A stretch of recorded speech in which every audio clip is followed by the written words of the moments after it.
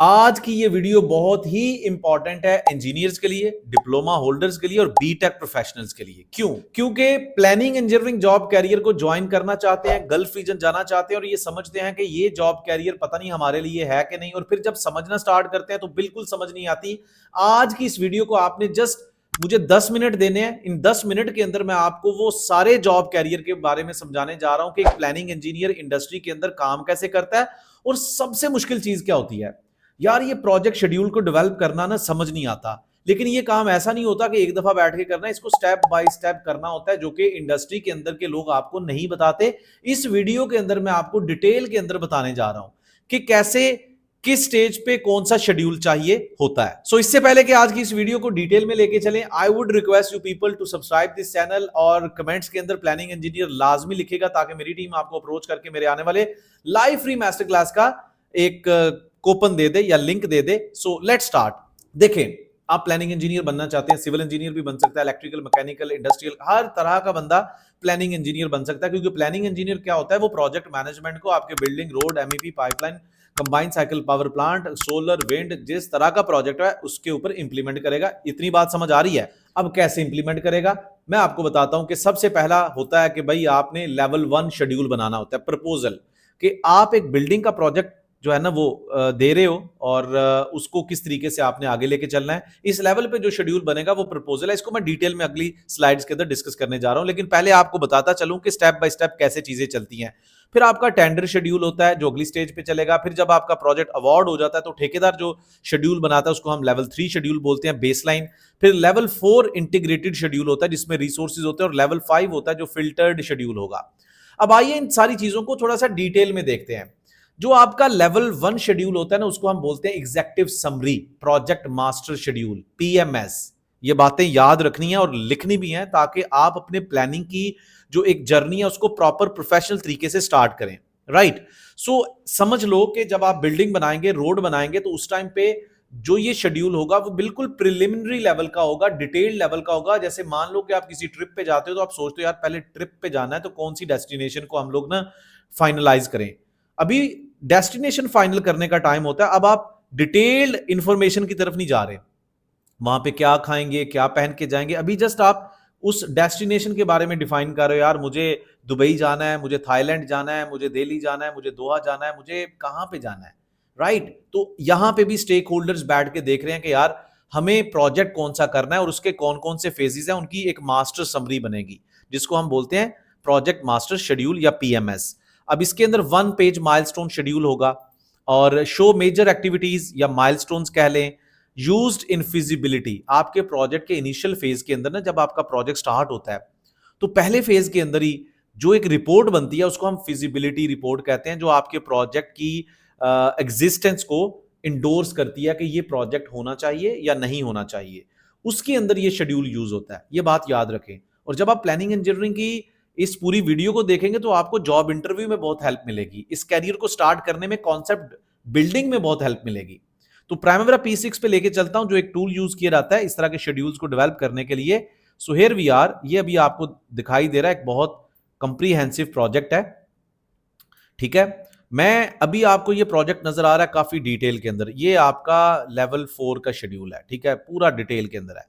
लेकिन जब आपका प्रोजेक्ट ये कभी स्टार्ट हुआ होगा तो उस टाइम पे इट शुड लुक लाइक, इसको मैं एक फीचर की मदद से थोड़ा सा कंप्रेस करने जा रहा हूं ताकि ये देखें, ये कुछ इस तरीके से दिखाई दिया होगा। आपके हायर लेवल माइलस्टोन्स के ऊपर डिस्कशन हुई होगी कि engineering, design phase, procurement, construction, pre commissioning, handing over, कितना टाइम लगेगा। सिर्फ टाइमलाइन और कॉस्ट पे बात होगी उस टाइम पे। ठीक है, कितना कितना टाइम, और वो भी हायर लेवल पे।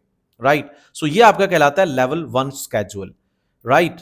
या लेवल 2 भी कह सकते हैं इसको। और डेवलप बाय क्लाइंट, ये क्लाइंट और कंसल्टेंट ही करते हैं क्योंकि इस टाइम पे contractor is not part of the project. Can integrate multiple contractors, later on यही इंप्लीमेंट किया जाएगा, इसी की डिटेल को आगे लेके चलेंगे। राइट? आपका जो लेवल 2 स्केड्यूल होता है उसको हम बोलते हैं management summary, like master schedule होता है, SMS. Right? Summaries level 3 schedule breaks projects into major components by area, used for higher level management reporting, include level 1 data expanded to activities. अब इसको थोड़ा सा और अच्छे तरीके से आपको ऐसे पता चलेगा, जैसे इसी डिटेल को थोड़ा सा नेक्स्ट लेवल पे मैं ले चलता हूं और यहां पे हम करते हैं कोलैप्स टू लेवल 3। ये प्राइमरा P6 के अपने लेवल्स हैं, आप उसको ना देखिएगा, ये देखें। अब आपका ये प्रोक्योरमेंट के अंदर आ गया रीइंफोर्समेंट स्ट्रक्चर्ड। अगले लेवल पे हमने प्रोक्योरमेंट एक लेवल 1 पे था। अब जब हम प्रोक्योरमेंट की आगे इंफॉर्मेशन देंगे कि इसको आगे मजीद कौन कौन से फेजेस हैं, कौन कौन सी आइटम्स हैं, कंस्ट्रक्शन के अंदर मोबिलाइजेशन के थ्रू चलना है और कौन कौन सी चीजें करनी है, ये सारा कुछ प्री कमिश्निंग, तो ये आपका लेवल 2 स्केड्यूल हो जाएगा, जिसको हम टेंडर के टाइम पे यूज करते हैं, बिडिंग के टाइम पे, राइट। एंड देन आपका अगला जो समझ लो कि often develop during commitment planning, यानी कि ये आप टेंडर के टाइम पे अपनी स्ट्रैटेजी को अलाइन करने के लिए बनाओगे, right. And after that level 3 schedule, project coordination schedule, जिसको PCS बोलते हैं, और इंटीग्रेटेड CPM ओवरव्यू, इसके थ्रू आप क्रिटिकल पाथ मेथड डेवलप करोगे। अगर आपको क्रिटिकल पाथ मेथड का नहीं पता तो मैंने बहुत सारी वीडियोस बनाई हैं, आप ऊपर दिए गए लिंक को क्लिक करके मेरी एक और प्लेलिस्ट को देख सकते हैं, और उसमें मैंने डिटेल के अंदर बताया हुआ कि CPM क्या होता है, क्रिटिकल पाथ मेथड कैसे डेवलप करते हैं, और मजीद उस प्लेलिस्ट के अंदर आपको बहुत कुछ चीजें शुरू से लेके एंड तक प्राइमरा P6 के साथ सीखने का मौका मिलेगा। तो CPM एक स्ट्रैटेजी है जिसकी बेस पे कंस्ट्रक्शन शेड्यूलिंग होती है, प्रोजेक्ट की डिपेंडेंसीज को हाईलाइट किया जाता है, आपके प्रोजेक्ट के ड्यूरेशन को फाइंड आउट किया जाता है, ये प्रॉपर इसी की बेस पे आपकी पूरी प्लानिंग होती है, राइट। आपका कैश फ्लो डिफाइन किया जाता है, और ये आपकी लेवल 3 स्केड्यूलिंग होती है। Develop with project management team input, design, engineering, procurement, construction, और अगर इसको मैं आगे लेके चलूं तो ये आपका लेवल, ये आपकी अगले लेवल पे चली जाएगी चीज, लेवल, ये मैं आपको यहाँ पे कोलैप्स कर दूं, ये देखें, ये इस लेवल पे, ये देखें आपको ये चीजें मिल रही हैं। अब एक्टिविटी लेवल पे आ गए आप। लेवल 3 में क्या होता है, आप एक्टिविटी लेवल पे चले जाएंगे, ये देखें ये एक्टिविटीज हैं।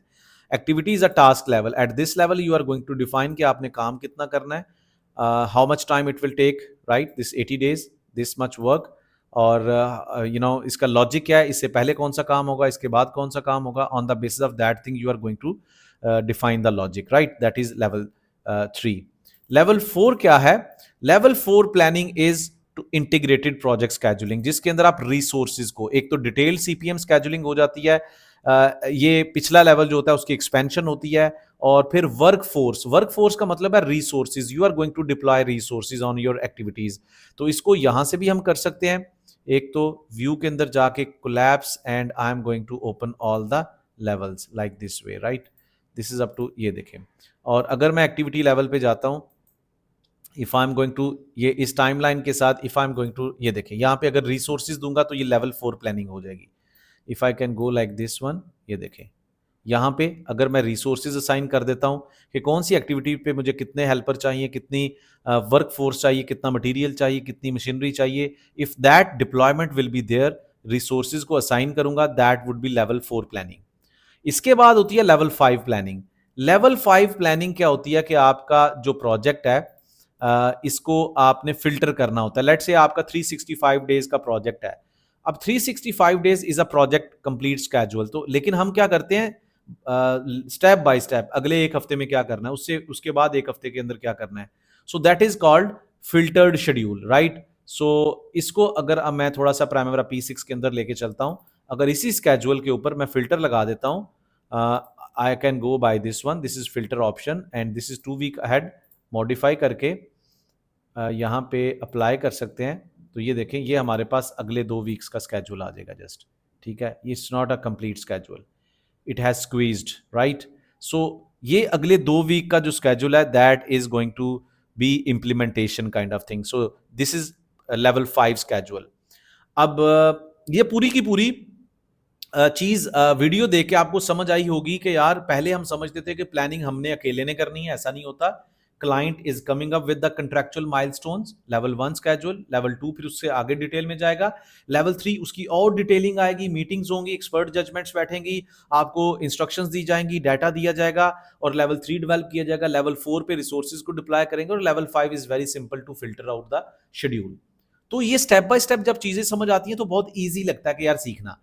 अब आप प्लानिंग इंजीनियरिंग ही क्यों सीखें, क्योंकि इसमें सैलरी ज्यादा है, आपकी व्हाइट कॉलर जॉब है, गल्फ रीजन में प्लेसमेंट बहुत ज्यादा है।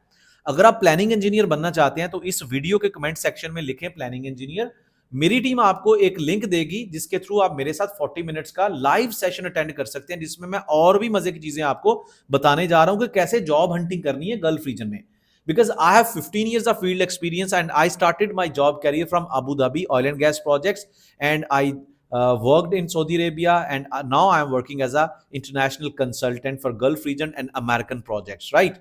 और अगर आप इन सारी चीज़ों को एक प्रोफेशनल तरीके से सीखना चाहते हैं तो डिटेल में दिए गए लिंक को क्लिक करके मेरी टीम के साथ पैचअप कर सकते हैं, डिस्कस कर सकते हैं। एंड इससे पहले कि इस वीडियो को साइन ऑफ करूं, please write in the comment area planning engineers. See you in my next video.